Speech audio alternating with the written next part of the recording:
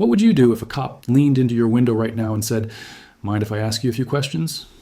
Most people smile, nod, and start talking. And that moment, that single nod, is where your rights quietly disappear.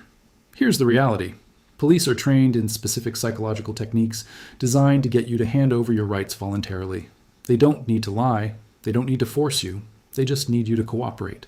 Hit that subscribe button right now, because what I'm about to show you could be the difference between walking away free and spending the night in a cell. Cops go through hundreds of hours of interrogation and traffic stop training. You deserve to know what's in that training. And I'm going to break it down for you today. Here's what we're covering. 8 specific tactics police use during traffic stops and routine encounters that are specifically designed to get you to give up your rights without realizing it. I've analyzed over 200 body cam videos to find these patterns. I'm going to show you exactly what these tactics look like, exactly what to say when they happen, and the real court cases that back up every single response. By the end of this video, you will never be caught off guard at a traffic stop again. Let's talk about why this matters so much. Every single day, thousands of people are arrested, searched, and prosecuted because of conversations they volunteered to have with police. Not because cops forced them, not because they were breaking the law, because they didn't know their rights, and more importantly, they didn't know how to use them. Most people have no idea that being friendly and cooperative during a traffic stop can actually work against you in a serious way. You've been told your whole life that only guilty people refuse to talk to police. That is one of the most dangerous lies in American culture. The Fifth Amendment and the Fourth Amendment exist specifically because the founders understood that innocent people need protection from the government too.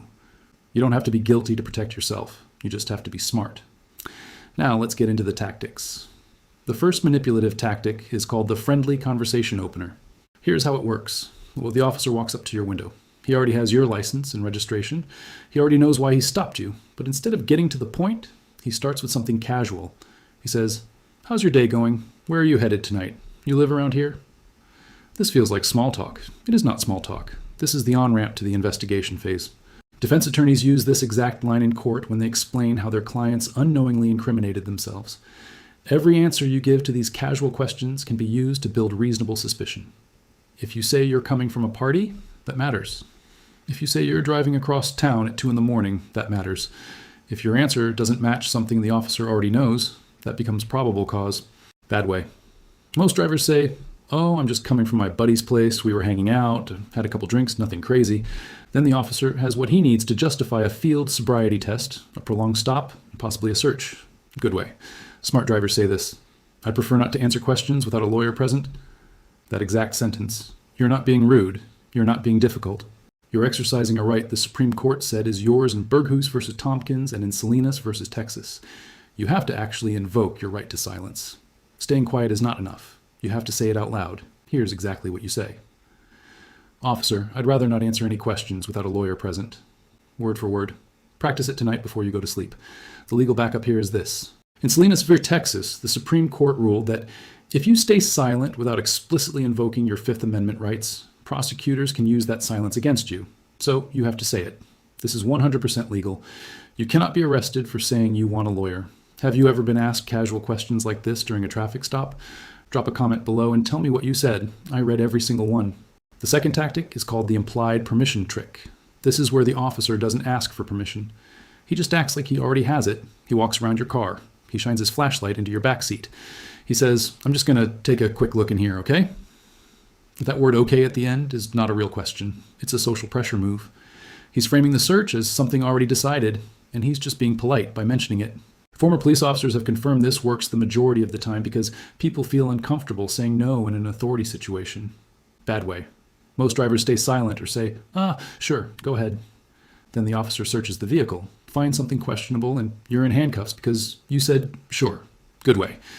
Smart drivers look the officer calmly in the eye and say this: "Officer, I do not consent to any searches." That's it. 9 words. You don't need to explain yourself. You don't need to justify it. You just say it. Here's exactly what you say. "Officer, I do not consent to any searches." Word for word. Memorize that line before you finish this video. This comes straight from Supreme Court rulings. In Florida versus Bostick, the court acknowledged that a reasonable person must feel free to refuse a request for a search. The key word is feel free. If you don't say no, courts often treat your silence as consent. Saying those 9 words creates a legal record that you refused. If the officer searches anyway, that search may be ruled unconstitutional, and anything found could be thrown out in court. This is 100% legal, and it is your strongest protection in the moment. The third tactic is what I call the long wait pressure play. You've handed over your license and registration. The officer goes back to his car. 5 minutes pass, 10 minutes pass, 15 minutes. You're sitting there, getting anxious, wondering what's happening. This is not always accidental. Legal experts agree this is your strongest protection when you understand what's happening. The prolonged wait is sometimes used to make you anxious enough to start talking when the officer returns, or to give a drug-sniffing dog time to arrive on the scene. In Illinois versus Cabales, the Supreme Court ruled that a dog sniff during a lawful traffic stop is not a Fourth Amendment search. But in Rodriguez versus United States, the court drew a hard line.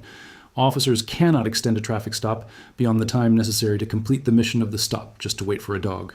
That extension requires reasonable suspicion. Watch what happens when drivers don't know this. The officer comes back after 20 minutes, and the driver, stressed and anxious, starts volunteering information. Sorry, I'm a little nervous. I've had a long day. I'm just trying to get home. Now the officer has nervousness on record. He has a reason to extend the stop further. Here's the trick they don't want you knowing. When the officer returns, you stay calm, you keep your hands visible. If the stop feels like it's being extended without a real reason, you ask this. Officer, am I free to go? 4 words. If you've received your ticket or warning that stop should be over, if he says no, you say, am I being detained? If you're being detained, he needs reasonable suspicion. If he can't articulate it, the detention is unlawful. Here's exactly what you say. Am I free to go? Wait for the answer. If the answer is no, follow immediately with, am I being detained? Those 2 questions create a legal record of what happened in that stop. Most viewers already clicked away, but if you're still here, you're already thinking about this differently than 90% of drivers on the road. Drop a comment right now saying, I'm still here, so I know who my serious viewers are. Because these next tactics are the ones that actually save people from real arrests. The 4th tactic is the decomposition question technique. This one is subtle and it works. The officer asks you the same question 2 or 3 times in slightly different ways across the stop. He might ask where you're going at the beginning, then ask again in a different form in the middle, then ask where you're coming from at the end. He's not forgetful. He's comparing your answers. Any inconsistency, even a small one, becomes a red flag that he can document. I've analyzed over 200 bodycam videos, and this pattern appears in a huge percentage of extended stops that led to searches. Bad way. Most drivers answer each question naturally without realizing they're being tested. They say something slightly different the second time without meaning to, and now the officer has documented inconsistency.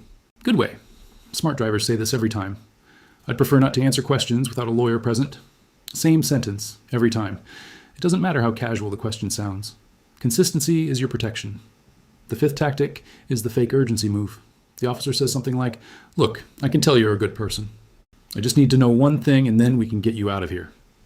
He makes it sound like answering one simple question will end the stop faster. He sounds like he's doing you a favor. This is a trained technique. The goal is to get you talking.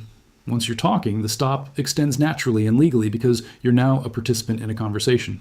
Listen closely because this is critical. You do not owe the officer speed. You do not owe him cooperation beyond your legal obligations. Your legal obligations at a traffic stop are to provide your license, registration, and proof of insurance. In most states, you must identify yourself if you're the driver. That's it. Everything else is voluntary. The moment you understand that, the fake urgency loses its power completely. Here's exactly what you say. I understand. I just want to make sure I handle this correctly. I'd like to have a lawyer present before answering any questions. Calm, respectful, firm. That sentence is a wall. The 6th tactic is the good cop confession pull. This usually happens if there are 2 officers. One is more aggressive. The other is relaxed, friendly, maybe even sympathetic. The friendly officer separates from the aggressive one and talks to you casually while the other runs your plates or searches the car. He might say, look, between us, just tell me what's in the bag and we can probably work something out. He sounds like he's helping you. He's building a case against you. Legal experts agree this is your strongest protection in that moment, which is to say nothing at all. Nothing you say to the friendly officer is off the record. Nothing. There is no off the record with police. Watch what happens when drivers fall for this. The driver whispers something to the friendly cop, thinking it stays between them. It doesn't. It becomes part of the arrest report, part of the evidence, and it gets used in court to prove intent. Good way.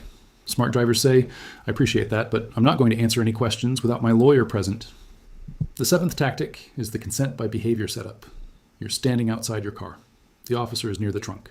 He asks something completely normal like, can you grab your insurance card from the glove box? You walk back to the car, open the door, lean in. The officer follows and positions himself to see inside. Now you've created an opportunity for a plain view discovery. Anything visible in the car is now legally observable. This is 100% legal on his part.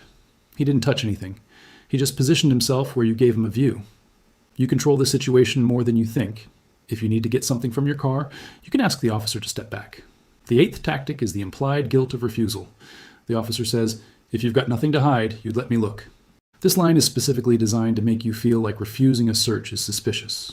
It is a social pressure tactic. Here's exactly what you say. "I'm not hiding anything, officer. I just don't consent to searches as a matter of principle." Now, let me show you exactly how all of this looks in a real situation. It's 11 at night. You get pulled over for a broken taillight. The officer asks where you're headed. Smart drivers say, "I'd prefer not to answer any questions without a lawyer present." The officer hands back your documents and says, "You're free to go." And you leave. That's it. No search. Next week, I'm dropping the video on what to do when an officer claims he smells marijuana. Subscribe right now. Let's recap. The friendly conversation opener is an investigation. Implied permission trick uses social pressure to fake consent.